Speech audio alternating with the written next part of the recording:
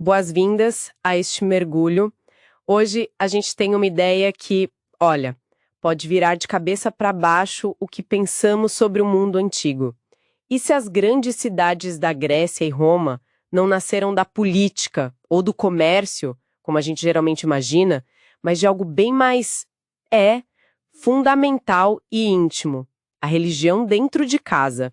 Estamos com um resumo de A Cidade Antiga, um clássico do Fustel de Coulanges, lá de 1864. A nossa missão aqui é tentar entender como as crenças mais antigas, mais primitivas mesmo, de gregos e romanos, podem ter sido a estrutura invisível por trás das famílias, das leis, até das cidades-estado deles. Parece meio contraintuitivo, né? Ok, vamos lá, vamos desembrulhar isso. Exato. A tese do Coulanges é, assim, bem radical nesse sentido. Ele argumenta que, para a gente sacar os antigos, a gente tem que esquecer um pouco as nossas ideias modernas, sabe? E focar nas crenças deles. E no centro de tudo estava uma religião doméstica muito, muito antiga. Essa religião primitiva tinha basicamente 3 elementos centrais. Primeiro, o tal do culto aos antepassados.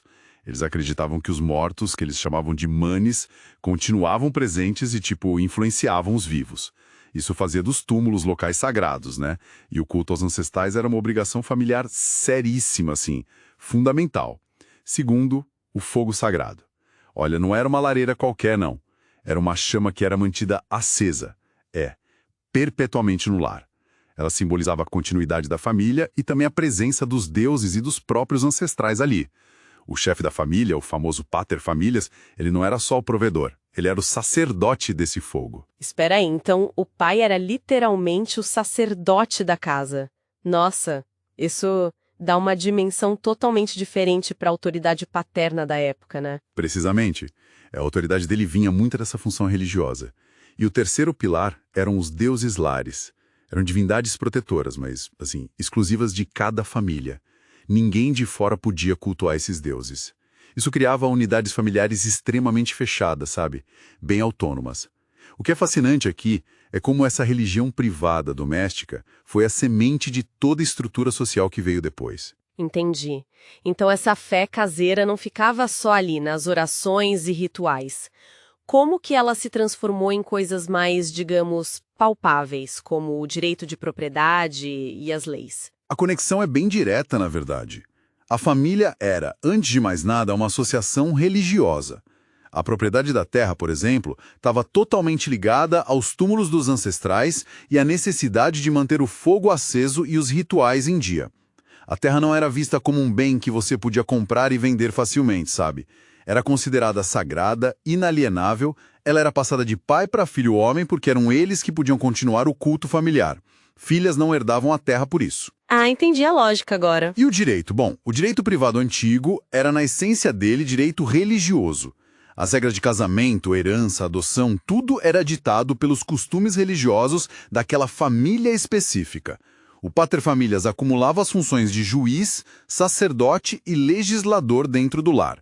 E essas regras, olha que interessante, eram secretas, orais, passadas dentro da família. Bem diferente das leis escritas e públicas que a gente tem hoje, né? Leis secretas baseadas só na religião familiar. Uau! Isso não acabava gerando muita instabilidade ou conflitos entre famílias com costumes diferentes? Gerava sim, e essa tensão é parte importante da história da evolução social e jurídica deles.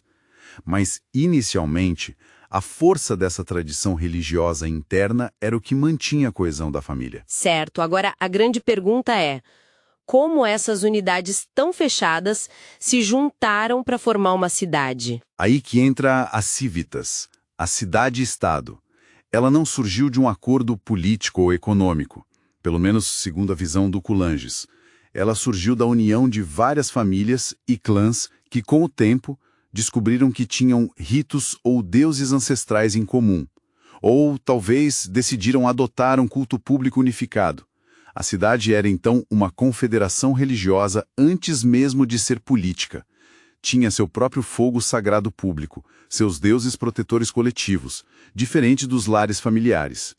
As leis da cidade eram vistas como a vontade dos deuses da cidade. E ser cidadão significava, antes de tudo, ter o direito de participar dessa religião cívica comum, Quem estava fora da religião estava fora da cidadania. Ok, isso muda bastante a perspectiva. A cidade como uma espécie de grande família religiosa. Faz sentido dentro dessa lógica. Mas essa ordem toda, tão dependente da fé nos ancestrais, obviamente não durou para sempre, né? Como que ela desmoronou? Esse é o ponto crucial da segunda parte da obra do Coulanges. Ele argumenta que essa estrutura começou a ruir justamente quando essa antiga religião doméstica começou a perder força, a perder relevância. Isso foi impulsionado por vários fatores. Primeiro, tensões sociais muito fortes, como aquela luta histórica entre os patrícios, que eram a aristocracia original, os detentores dos privilégios religiosos, e os plebeus, que lutavam por mais direitos e, crucialmente, por acesso aos ritos religiosos e cargos públicos.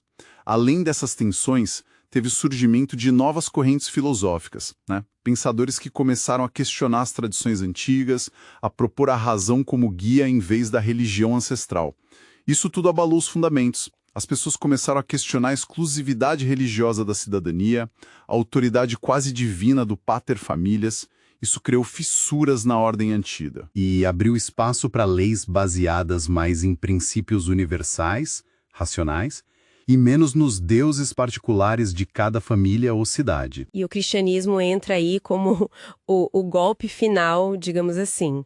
Exatamente. Para o Coulanges, o cristianismo foi revolucionário porque ele propôs algo completamente inédito para o mundo antigo, uma religião universal. Uma fé focada na relação direta do indivíduo com um Deus único, transcendente, que não estava ligado a uma família específica, nem a uma cidade, nem a um estado. Era para todos. Ao separar de forma tão clara a religião da governança familiar e estatal, o cristianismo teria minado os próprios alicerces sobre os quais a cidade antiga foi construída. Abriu caminho para um tipo totalmente diferente de sociedade. Uau! Então, a grande lição aqui parece ser que tentar entender a Grécia e a Roma antigas, aplicando só as nossas categorias modernas, política, economia, direito secular, pode ser um erro fundamental. A lógica deles era outra, sabe? Era inseparável dessas crenças religiosas profundas. Precisamente. É um lembrete muito poderoso da importância de a gente abordar o passado nos termos dele, sabe? Tentando reconstruir a mentalidade da época, por mais estranha que ela possa parecer para nós hoje. E demonstra como crenças que hoje a gente talvez considere como algo privado, pessoal, podem ter sido, na verdade, a espinha dorsal de sistemas jurídicos e sociais inteiros. Isso desafia bastante aquela ideia de um progresso histórico simples, linear, né? Com certeza. E isso nos deixa pensando. Se a gente conectar isso com um quadro mais amplo. Levanta uma questão bem provocadora, eu acho. Mesmo hoje, em sociedades que se veem como majoritariamente seculares, até que ponto será que ecos dessas antigas, dessas profundas ligações entre cultura, crença, mesmo que não seja uma crença formalmente religiosa, e a estrutura social, até que ponto isso ainda pode estar moldando, talvez de forma sutis, talvez inconscientes, as nossas leis, as nossas instituições e até mesmo as nossas práticas econômicas. Fica aí algo para a gente refletir, né?